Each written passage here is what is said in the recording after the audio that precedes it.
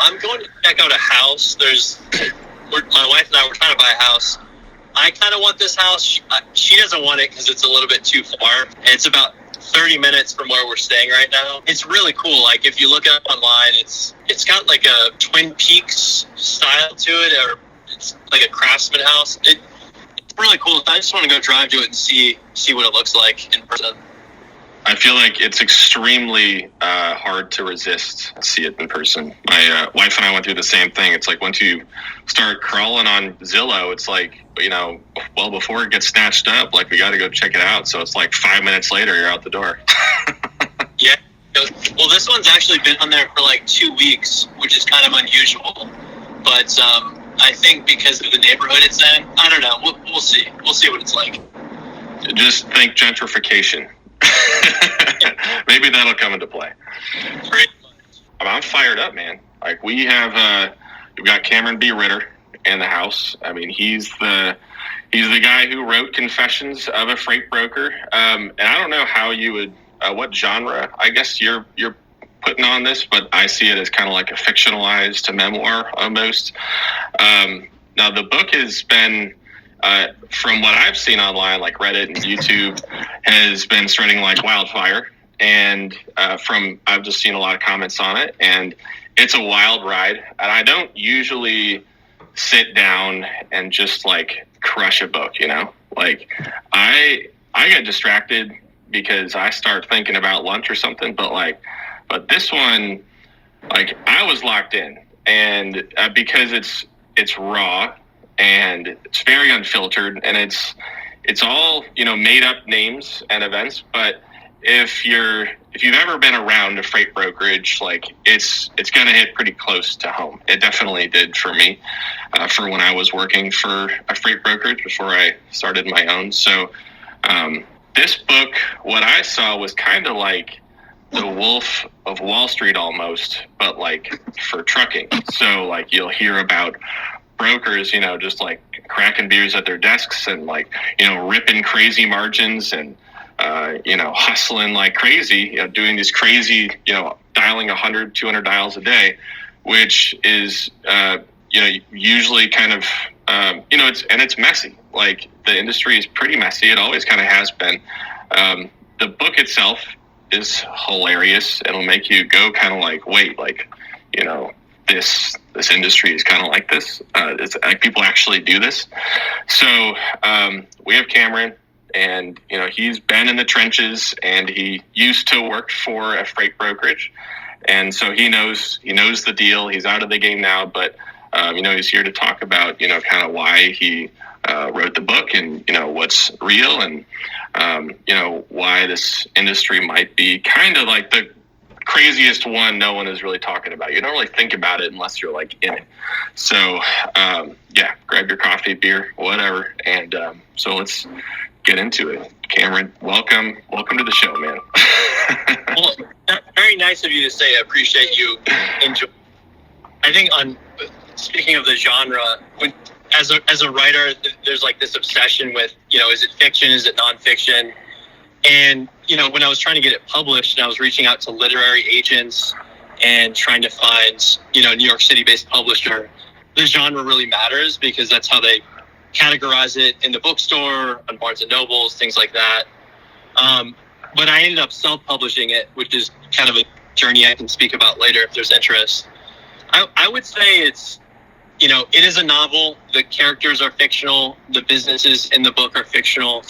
But it was born out of real experiences. And I was trying to write something that would really put you in the seat and put you on the phone calls as they're experienced by freight brokers, and really show people what it feels like to do this job, because it's insane. Sometimes it's fun. Sometimes it's wildly fascinating and bizarre. The people that you interact with, truckers and dispatchers and forklift operators, you really meet people from all walks of life across all 50 states, or even, internationally, if you're talking to a truck dispatching service in, Ukraine or wherever. It's wildly bizarre, and I just felt like there wasn't a lot of media centered around freight brokers, if any that I can find. There's a few shows about like ice road truckers and things like that, but I didn't see anything that kind of captured the experience of freight brokers. And so I wanted to write a story that, you know, shows you what that feeling is like doing that job and, you know, meeting the people that you meet. So I wrote it, you know, it's loosely based off of some personal experience. It's also based off of, you know, when you're in a freight brokerage, there's a lot of turnover. So you're usually working alongside people that have worked at other brokerages. So you hear all kinds of crazy stories about how other companies do business, you know, loads that they ripped over here, over there. And then you also see stuff online. There's increasingly more stories about fraud and double brokering rings and freight pirates. So I put everything, you know, I tried to put everything into a cohesive story with some characters that I made up, and hopefully, you know, some people find it entertaining. I definitely did. I think you found a niche of writing that I've never seen a book like this ever, and I think that's what's making it be talked about as much as it is. How do you end up? And I know the book kind of goes over this a little bit, but like, how did you end up in freight brokering? Was it like a dream you had, or did it just kind of like, was it like life just tossed you the keys and, you know, just said like, hey, like, good luck, buddy? It was an accident, which I think kind of a typical story for most people. They kind of fall into it, you know, it's random, or just they meet someone who gives them an opportunity. I didn't even know what freight brokering was. At the time, I mean, I went to school and I graduated in Richmond, Virginia, and I got a job at a huge company, and I worked there for 2 years. I did nothing. I mean, it was one of these companies where you can literally spend an entire career there in a cubicle, you know, drinking stale coffee under fluorescent lights. And I couldn't even like what I did because we didn't really do much at all. And so, you know, I was kind of slowly dying there in my early 20s, and I was like, man, this cannot be what a career looks like. So, yeah, it's not the dream. Yeah, living the dream. So my girlfriend at the time, we both quit our jobs and we packed up our cars and moved to Austin, Texas. And you know, I started looking online and eventually got a job at a brokerage. So really, it just happened by accident. I moved to town. I needed a job. I technically had 2 years of, you know, quote unquote logistics experience, and you know, that was in like 2019, or 2018, when the startup market was really hot, and you know, companies were borrowing at 0%. So a lot of them were hiring really aggressively, and so you know, it was a good job market at the time, and just kind of fell into it. Freight brokering, like, it seems like one of those things that you don't plan for it. It's like, it's more like one day you just realize you're in it somehow, and then you just have to like figure it out. And a lot of these companies, you're right, like, a lot of the times they don't even care if you have experience in it or not, or even have a degree in anything related to it or not. I have a marketing degree and I got in. And so, it goes to show, like, yeah, they're just hungry for, you know, like, young, energetic people to, you know, get in that grind. And so, what would you say is like the wildest thing you ever saw as a freight broker? Like one of those things where it's like, I might need to relive my life choices kind of moments. Oh, I've got a good one, but I want to answer there's a question before that about the types of people that get into freight brokering. Oh yeah. Because you're right, like the background, I mean, I had a couple years of a somewhat related industry experience, but that's not really what they looked at. The person who hired me, she was a bartender in her past life. So the person who was my manager at the freight brokerage I worked for, she was a bartender, and then she somehow found herself in freight brokering. And then when she looked at my resume, she saw I was a delivery driver at Domino's. And so she told me, like, yeah, the reason why I hired you is because you had service industry experience. people in the service industry, like, it's fast paced, it's money motivated, like, you're working on tips. And that was one of the reasons why I hired you. That's what she said to me. So, and I found that there were a lot of people that came to work at the brokerage from bartending or beer sale, you're a beer rep, or, anything where you're talking to people. It doesn't have to be sales, but those are the kinds of people that we saw. So, but then your question about the craziest thing that I saw, is that what you asked? Craziest thing you ever saw while you were a broker? Well, it was a stolen load, and there is a chapter in the book about a load that gets stolen from, Christopher Ruckus is the protagonist of the story. But I personally had a load stolen. And by the way, I think the amazing part about this stolen load story is that it's not that uncommon. Like, as I was going through that experience of finding out that my load was stolen and then talking to the carrier manager about how we're going to find the stolen load, he kind of shrugged it off and was like, yeah, that's just part of the business. It is. It's like a standard thing. I feel like anytime your driver is going to be crossing the border into Mexico, it's like, okay, cool. I've got like a 10% chance this thing is going to be gone. Yeah, and it's gone. Yeah. You get that feeling. And sometimes when you're talking to a carrier before you book them, you get a feeling like something bad could happen. But man, the rate is so good. I mean, this is a $2,000 G-Rip. I got to book it.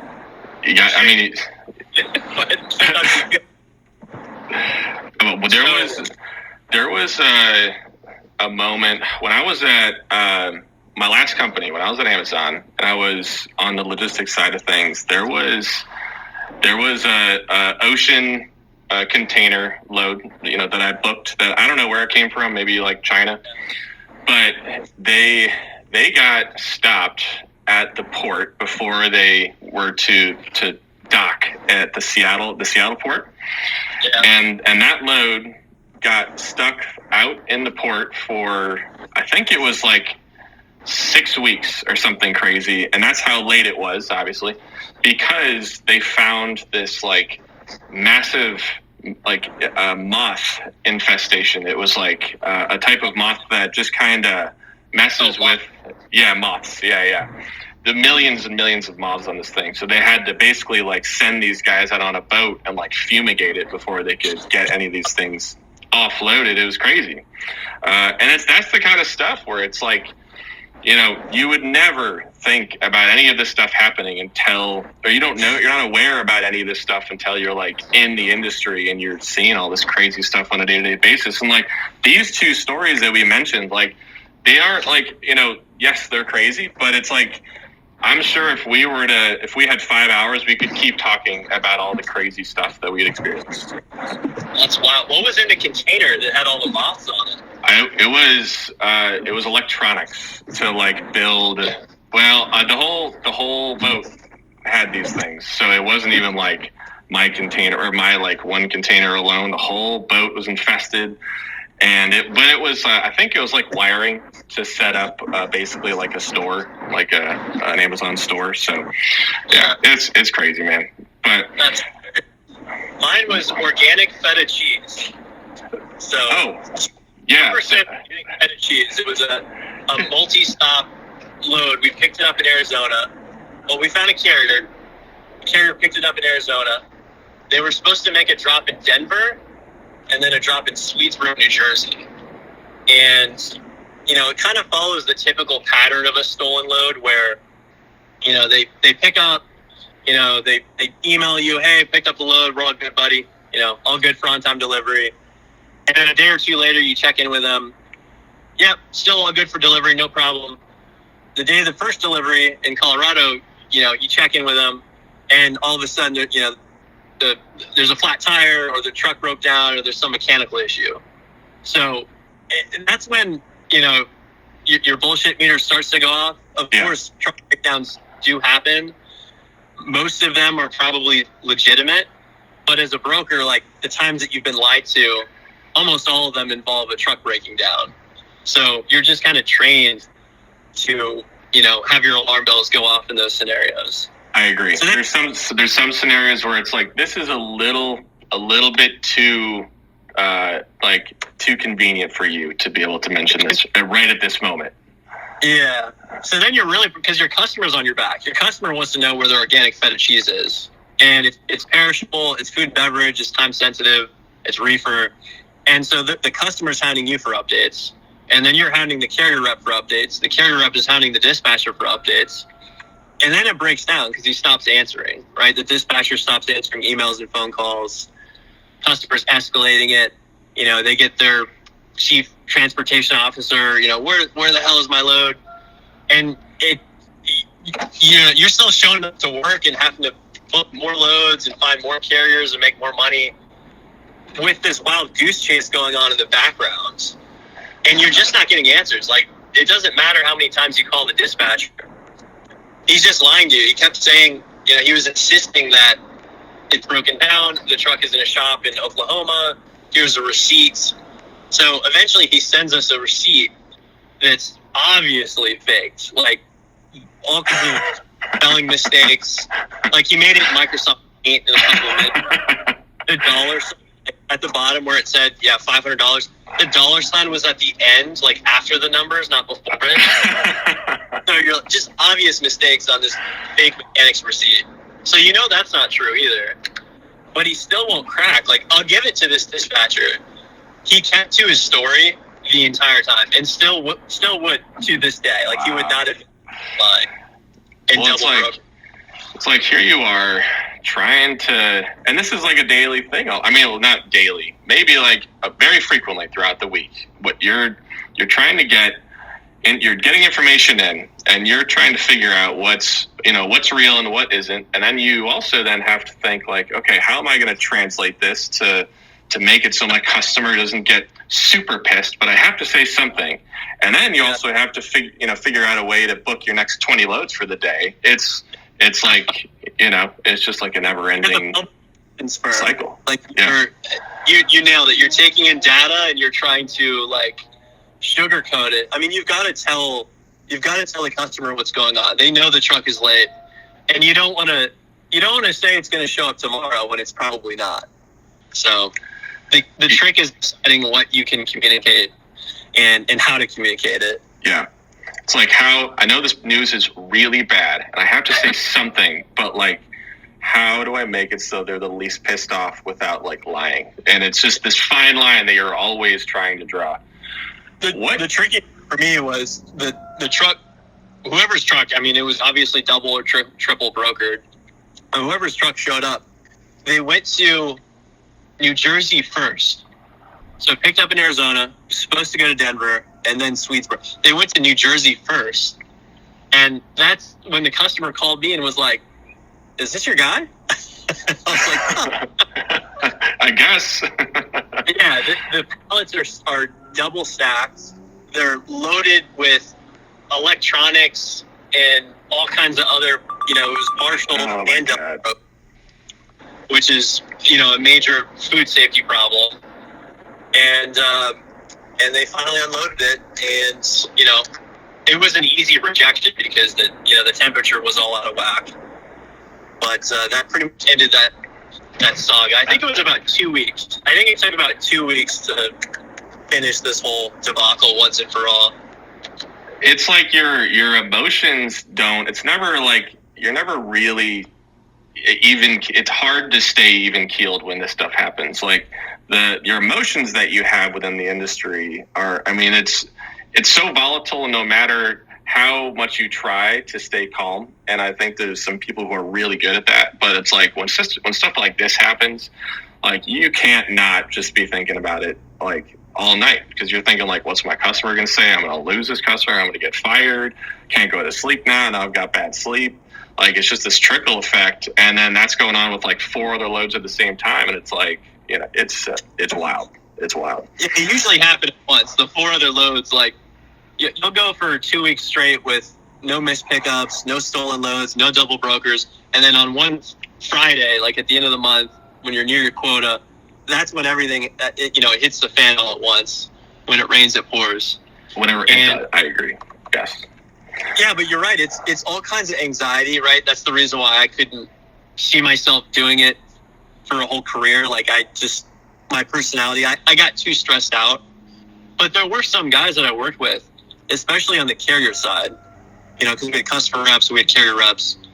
The really good carrier reps are guys that are able to really be stoic throughout all the chaos and manage not get stressed out and just focus on booking the next load and kind of shrugging it off. Not like they don't care.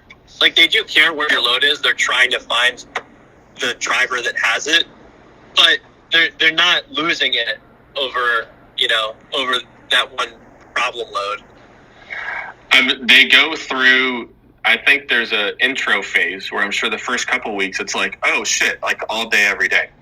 And then, as the years go on for them, they're like, oh wait, like these oh shit moments are actually very normal. Like this is all just like, this is just a day in the life, and then you start controlling it a little bit more. And then, it's crazy. What kind of people would you say make it in freight brokering? Like who thrives and like who taps out super fast? Well, you got to be money motivated. It's a sales job, whether you're on the carrier side or the customer side. You got to be okay making 50 phone calls and booking a load and generating $8 in commission and being happy with that, and then working on the next load and the next load and the next, and starting at zero every morning. And there's an upside to that too, right? Because when the market's hot and it's a loose market, you've got good contracted rates, trucks are easy to find, you can have a big quarter, you can have a big year and make $200,000, working the phones. So there's huge upside to the position. But as you said earlier, like it's really volatile. You can have a slow week or you can have a really fast week. So I think money motivated, wanting to chase commission, and being comfortable with the swings that come with the business. Yeah, save your commissions whenever possible, because you never know when the market is going to slow down, like it did for the last 3 years, basically. And that's probably it's causing a lot of that's what's causing a lot of these carriers and brokers to go out of business. And no, you're right. Like it's it seems like the ones who thrive are the ones who can like handle the rejection and chaos, who are money motivated. And like you have to have thick skin and just like a weird ability to keep calm when nothing is going right. Yeah, and there's also a big element of multitasking, because, and there's a little bit on this in the book, where like a good freight broker has like 4 screens and 2 phones, and you're using WhatsApp to DM your dispatchers. You've got 500 emails a day. You've got Slack from your customer rep is on your back for an update. So there's all kinds of stuff going on, and you've got to figure out what's time sensitive and which ones are not. So huge element of like time management under pressure. Yeah, it's it's arguably one of the, in my opinion, if you were to ask like for a college graduate, what's actually a good place to start, brokering freight is really not a bad option, because you are forcing yourself through so many scenarios that you normally would never come across. And when it comes to organization or your communication skills or sales, and there's a million others, and like, yes, it is chaos, but it's like forcing you and preparing you for something, that's maybe a little bit more relaxed, or like something that is not as up and down, something maybe a little bit easier to manage when you have a family. So no, I get that. Yeah, I would second that. And look, if you read the book, there's all kinds of criticisms of the freight brokering industry. And, clearly based on my career path, it wasn't for me, but it's a great option for a lot of people. And there's, the book is mostly about freight brokers doing bad things, but there's a lot of good freight brokers that do business the right way. And to your point, I do think it's one of the best jobs to take out of college, because what a lot of people do is they major in something super generic like business or marketing. They test the job market. Some of them go back into grad school and go more into debt, chasing something else that they're not really sure of. And I feel like just as general career advice, the best way to learn is by doing something. And a position like freight brokering, you do a lot. You meet a lot of different people, a lot of different types of people. You learn how to communicate. You learn how business works, like on the most basic fundamental level. Like, you're not just calling truck drivers, you're calling business owners that have to worry about insurance rates and profit margin and customer service. So you're learning the elements of a business from the ground up by talking to all of these people, 100, 200 different times a day. I agree. And it's also, I agree. Like, there's also a very big difference between, I think, like, being now a freight brokerage owner and having more control over like this chaos. And what you were talking about a lot in your book was like, how management would be on you about your numbers, and you'd have this, screen where everyone could see your commissions. And like, you have that. And then you also, you have the option of like owning your own freight brokerage and having more control over that. And when you own your own freight brokerage, you have the control of hiring who you want to hire and training them how you want to train them.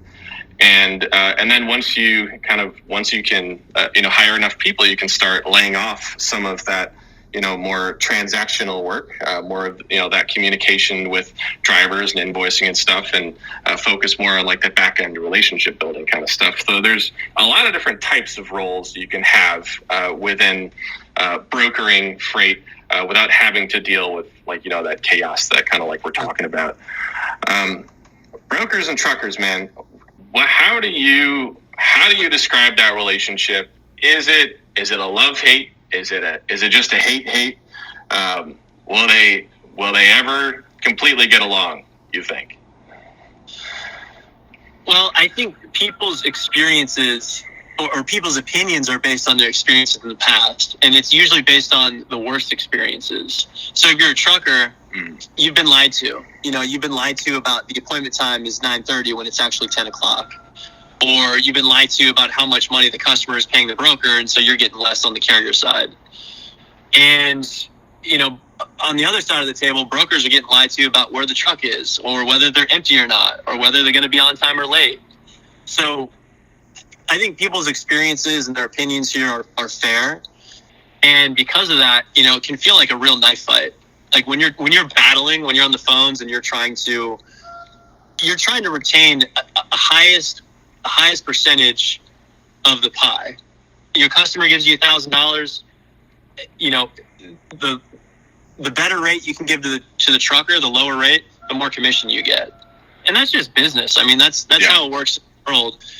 And I think the reason why it can feel toxic is because of how cutthroat. Right? It's not like any other business. There's so much competition. The barrier to entry is so low that it's very easy for trucking companies to come into the market and drive down rates. It's very easy for new brokers to come in and give your customer a low rate, even though they haven't proved the service. So I think people feel that pressure, and it causes them to act the way that they do to each other. But it's not always like that. There are great relationships, and that's one of the things that I miss about the brokering business.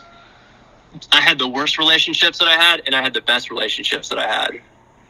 And I agree. It's actually funny you say that, because obviously with your emotions and everything being so volatile, and then so many other people around you in the office are experiencing the same thing, and also like your carriers that maybe you have really good relationships with and you know really well, we're all experiencing the same chaos. So it's like, and you build your relationships based off of kind of like, the venting where you can like talk about all of that, and and that's how you kind of like almost build those connections even sometimes, like through that chaos. Yeah, you do. You do build connections. But I'll give you an example, because I had this one lane that, this lane was probably 40% of my commission over, 4-year period, 5-year period. It was in the Rocky Mountains, outside of Denver, picked up there, and it delivered to Los Angeles, and we ran these reefer loads, like 10 every weekend. Team reefer loads. So they pick up in the Rocky Mountains, team load, reefer, 10 every weekend. We serviced it perfectly for like 4 years. And, for good service, you need to charge a little bit more, because over the course of 4 years, you're having trucks break down, you're having to pay out of pocket to recover them, you're having to go back to the market to find new carriers to ensure that they pick up and deliver on time. So you're doing a lot. You're working, you're out with your girlfriend on a date and a load bounces. You've got to go work that load on a Saturday night over cocktails. So we did a ton to service this perfectly. And then a new broker can come in, right? Someone who doesn't know me and comes in and quotes $200 cheaper because he's trying to win business, has no clue. There's no operational context. There's no relationship there. But it's strictly price-based. And I think that's what drove me crazy, was when, there was a certain customer relationship that I knew was based on service, and I knew for their business they needed top-tier service. But then someone else would come in and try and compete with me on price. That was a really frustrating situation that you can find yourself in. Yeah, shippers, I'd say the shippers maybe who are newer or maybe don't understand the benefit of having a good quality broker versus a broker who will just give them a good rate. You have that. Like you have those shippers, and you have shippers who understand that, like, I do need to have a little bit higher rates in order to in order to get my load from point A to point B easier than maybe like some of the less expensive guys. And but a lot of the time, you're pricing each other out, sometimes regardless of how good your service is. And that can be super frustrating for both the carriers and brokers. But I have other customers that I'm still friends with. We still keep in contact years later. Hey, how was your wedding? How's your honeymoon? Right? Still kind of check in with each other. Because we work, when you're down in the trenches and you're, it's kind of a strong word, but when you're suffering, like when you're going through a period of stress with someone else, I think it builds camaraderie. And I agree that I'd say some of the best ones are, like, it feels so good when you have that same relationship that you have with your colleagues, with yes, your shippers too. It's like, wow, like I know that my shippers got my back and I know that they're going to stick with me if we can get to this level of a relationship where it's like, it's not the formal, like, hey, how are you? How was your weekend? Like, you get to that point where you can just actually be genuine and authentic and vent to each other and not have to have any filter on. Those are the best. Yes. So there's the connections on the customer side. There's also connections on the carrier side, and kind of back to your point about the relationship there. Those feel great as well. Like, you can find loads for a carrier that fills their empty miles, that keeps them in business, keeps them happy, and in turn they're providing you good service. They're communicating well. They're delivering on time. Like, you can achieve this freight nirvana. Like, it does happen, and that's what separates good brokers, right? You're coaching people on how to be good brokers. Finding that mutually beneficial relationship is what it's all about. Now, it's tricky to get there, and there's going to be customers that you lose money moving their freight. There's going to be carriers that lie to you, but you kind of sort through all that over time, and you can find what arrangements work for all three parties, and those are the best ones to kind of maintain and hold on to.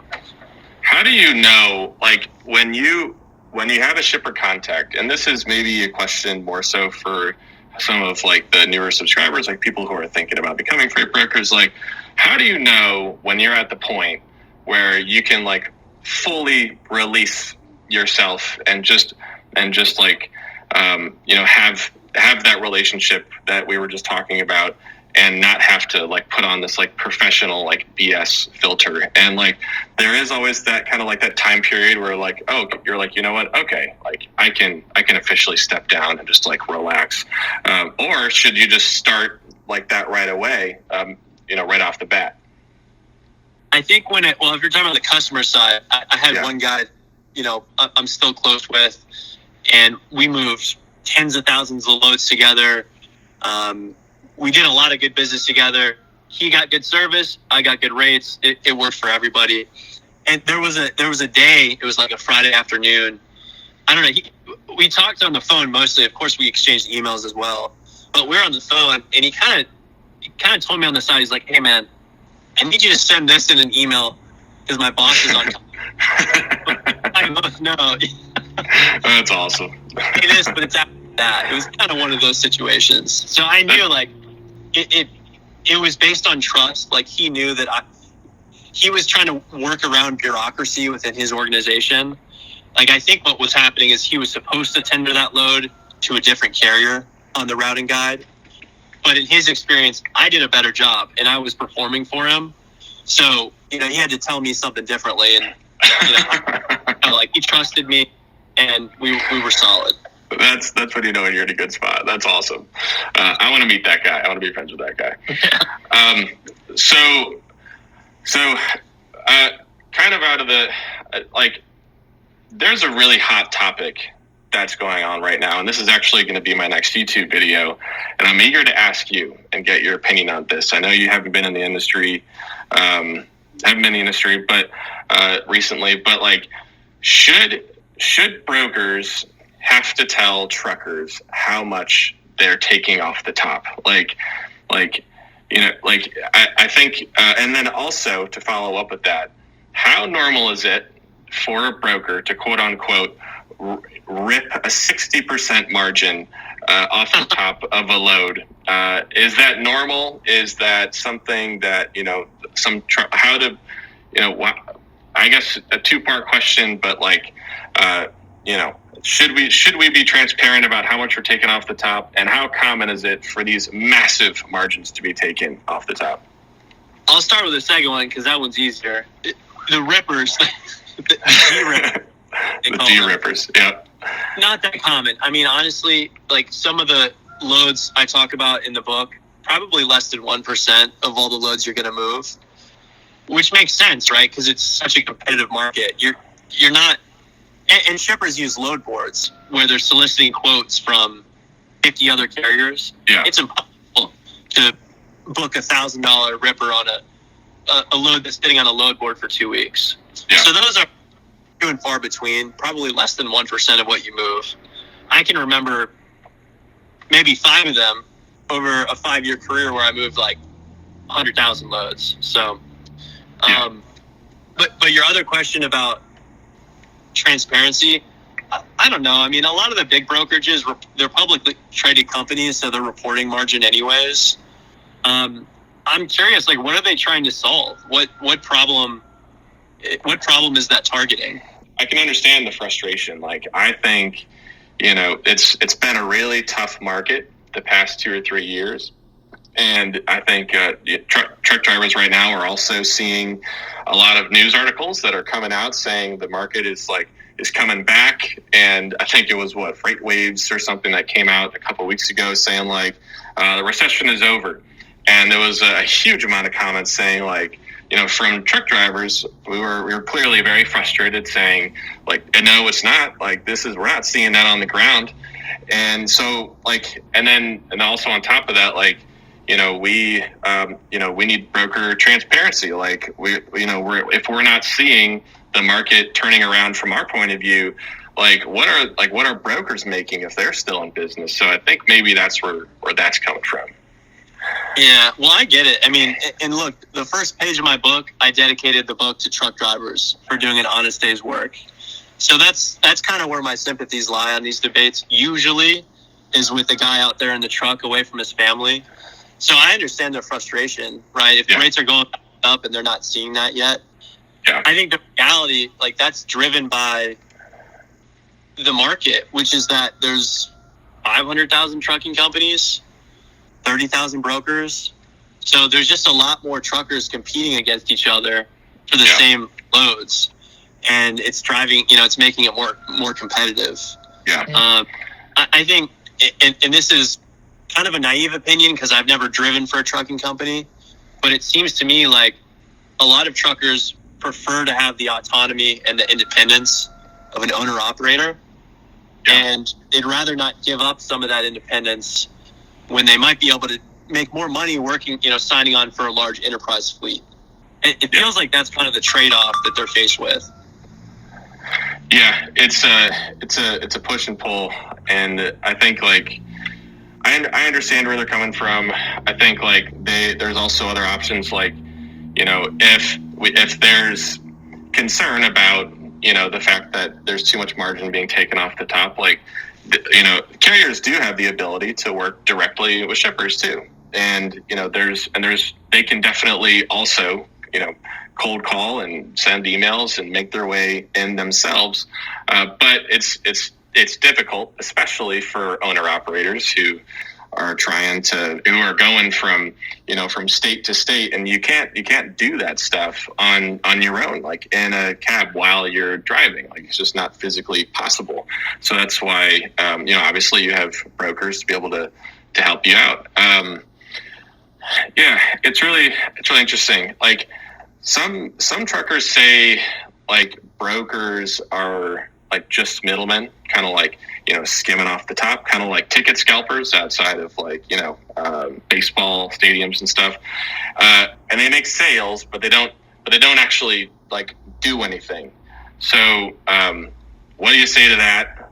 Do you think the role of a freight broker is important enough to keep in the industry? And this is another big point. I think one is margins, and then the other one is should we even have freight brokers, or should we just get rid of them altogether?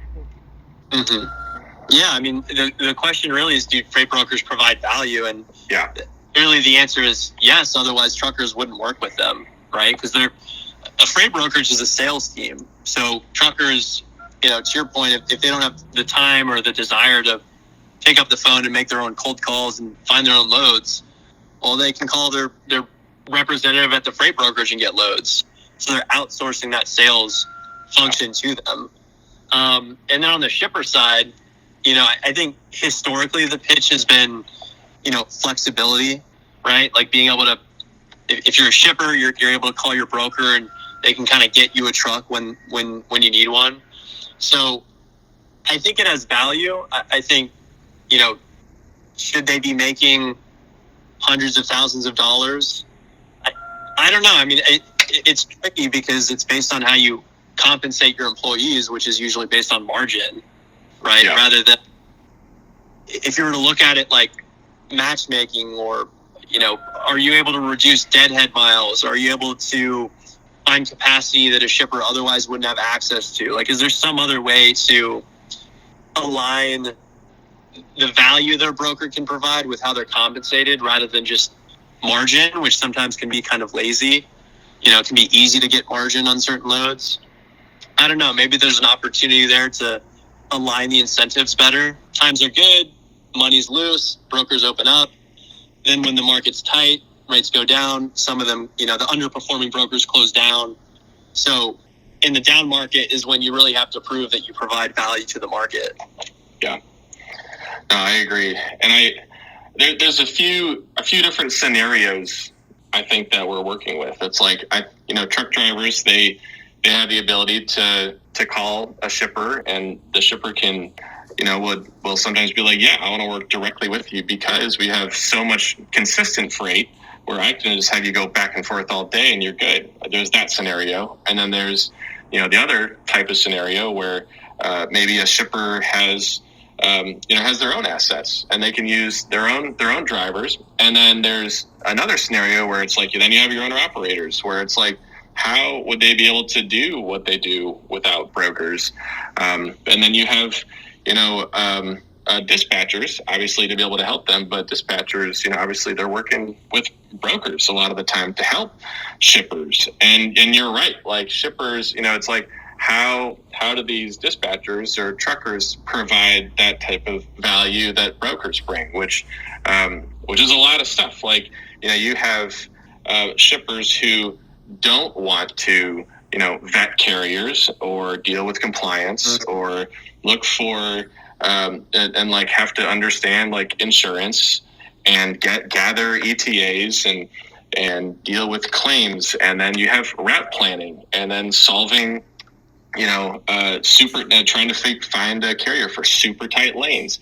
Like shippers aren't built to manage all that, and without brokers, drivers would miss opportunities and spend more time stuck, like waiting for loads or calling around trying to find loads, and even big companies like Walmart and Pepsi, and then a bunch of other ones actually who tried to handle logistics in-house and they failed, and they went back to brokers because managing freight is a lot harder than it looks.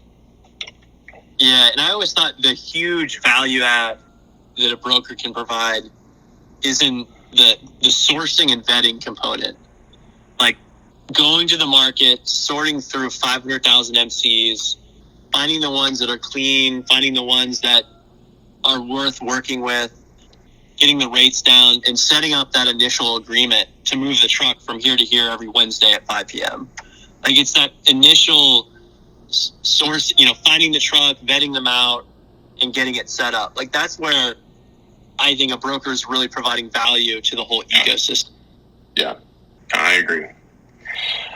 So looking back, man, like what would you say is the biggest lesson that you walked away with from your time as a broker? Oh, gee. Kind of going back to our talk earlier about, what types of people can become freight brokers. The fact that it's so easy to get into the business, that's not necessarily a bad thing, right? It's kind of democratic. Like it's open to anybody who has a willingness and a desire to learn the industry and grind. I think that the lesson that I take away from the experience is just taking chances. Like where I was at in my life and, rotting away in a cubicle, bored to death every day.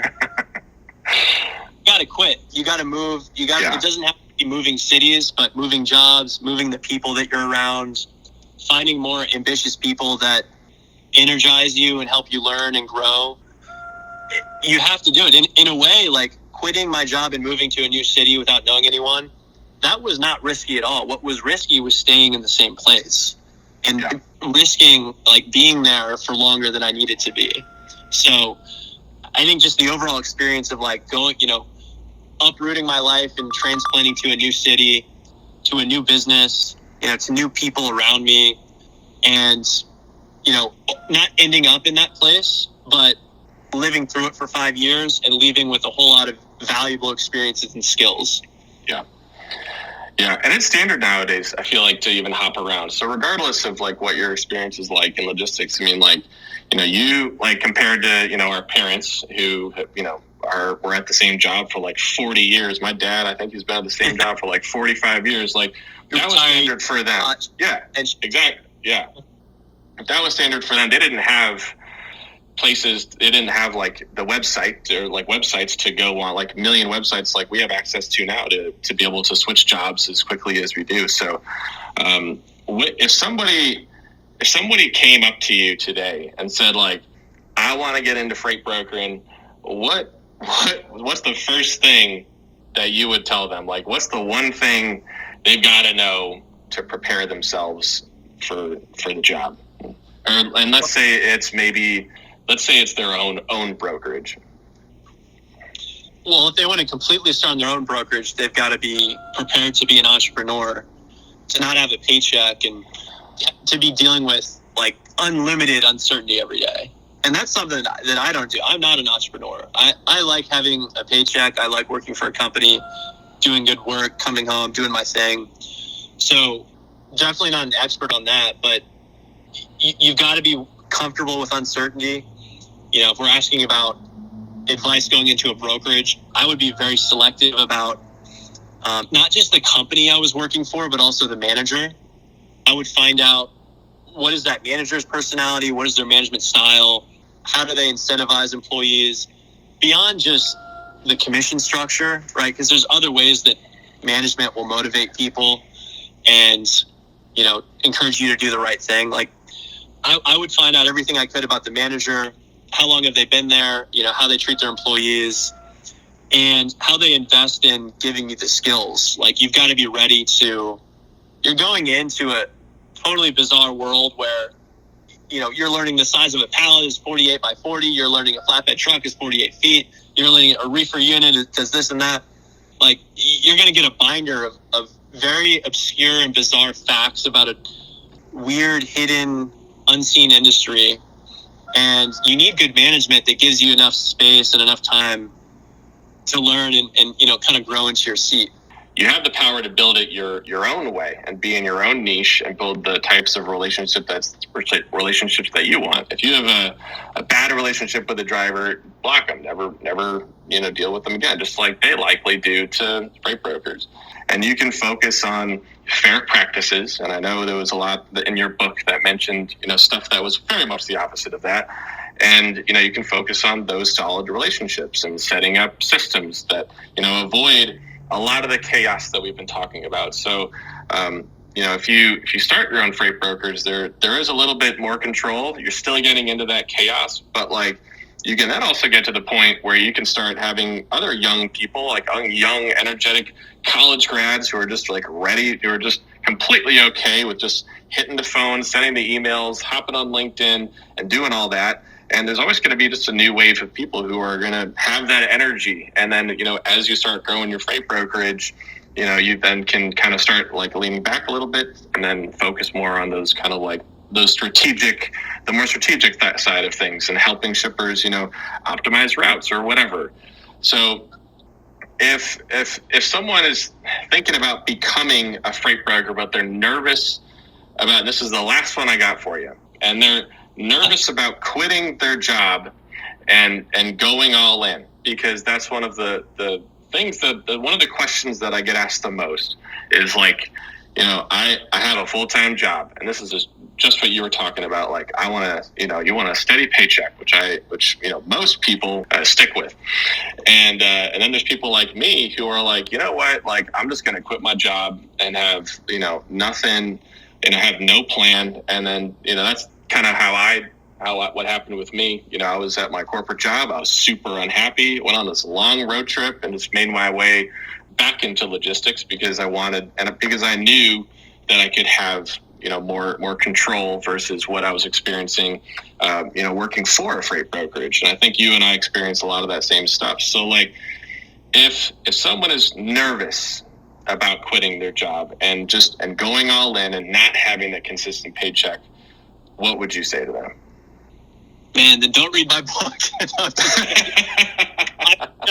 I would say this advice has nothing to do with, freight brokering specifically at all. I think just general life advice or financial advice is have a nest egg. You should have an emergency fund.